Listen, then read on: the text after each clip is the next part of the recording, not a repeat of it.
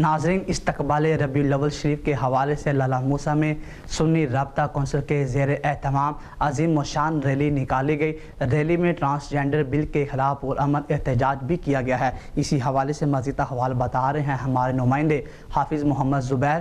جی زبیر، بتائیے گا۔ جی بالکل، آج سنی رابطہ کونسل لالہ موسیٰ کے زیر اہتمام استقبال ربیع الاول شریف کے حوالے سے عظیم الشان ریلی کا انعقاد کیا گیا۔ لالہ موسیٰ شہر سرکار کی آمد مرحبا، سرکار کی آمد مرحبا کے نعروں سے گونج اٹھا۔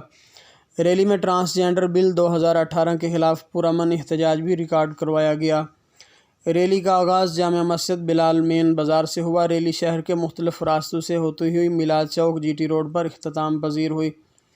لالہ موسیٰ کے تاجروں اور عوام اہل سنت نے پھولوں کی پتیاں نچھاور کر کے جگہ جگہ ریلی کے شرکاء کا شاندار استقبال کیا۔ پاکستان سنی تحریک علماء بورڈ کے صدر علامہ محمد فیض رسول قادری، سی ڈی صدر پاکستان سنی تحریک گجرات حافظ محمد شاہ جلالی اور ضلعی صدر محمد شہباز بٹ، عالمی تحریک تحفظ ختم نبوت کے سربراہ مفتی عبدالرحمن نعیمی نے ریلی میں خصوصی طور پر شرکت کی۔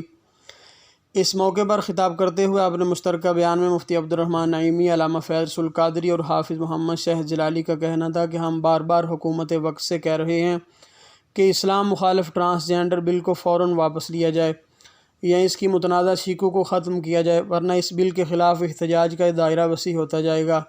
مفتی عبدالرحمن نعیمی کا مزید کہنا تھا کہ اس بل میں غیر شرعی شقوں کو شامل کرنے والے کرداروں کو قوم کے سامنے لایا جائے تاکہ قوم اسلام دشمن قوتوں کو پہچان سکے۔